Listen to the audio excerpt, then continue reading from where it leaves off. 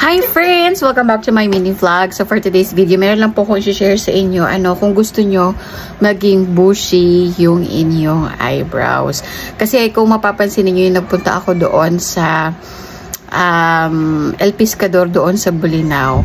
Wala akong ginamit na eyebrow pencil dyan sa aking kilay. As in, dalawang klase lang yung ginamit ko. And gusto ko yun i-share sa inyo.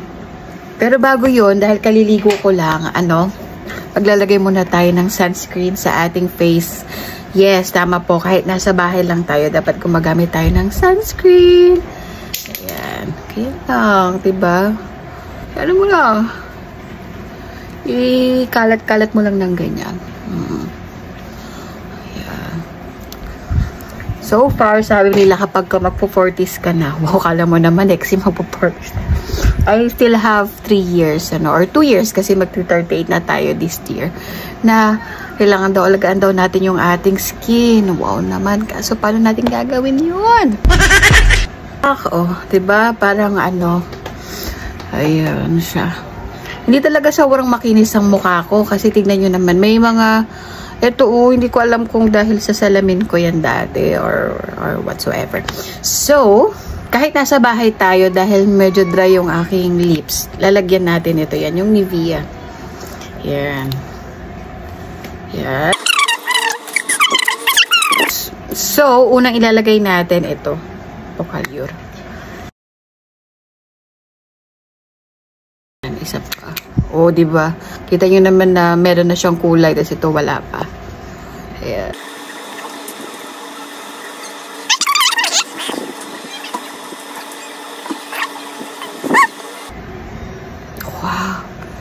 Ang ganda. Yeah. Tapos medyo pa tuyuin lang natin ng konti. Yan.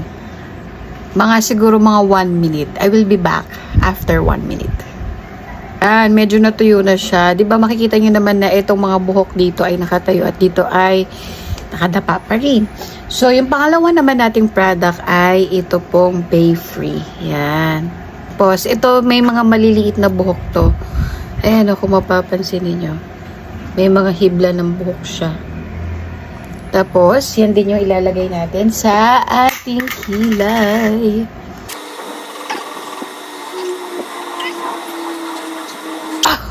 Grabe! Ayan, diba? Paka dyan! So, hindi na ako maglalagay dito sa kabila kong eyebrows para makita ninyo yung difference. So, ganito lang din kanipis yung aking eyebrows kanina bago natin siyang lagyan. Hindi tayo gumamit ng kahit na anong pencil, pomade, or anything. Basta, ito lang, dalawa. Ayan pak. Diba? So, yun lamang po. Thank you very much for watching. Have a great day. Sa magtatanong kung saan ko nabili itong aking sunscreen cream, nabili ko po ito sa Watson. Ayan. Pwede naman kayo magtanong dyan kung saan to. Ayan. So, SPF 50 plus PA+++ na siya. So, yun lamang po. Bye!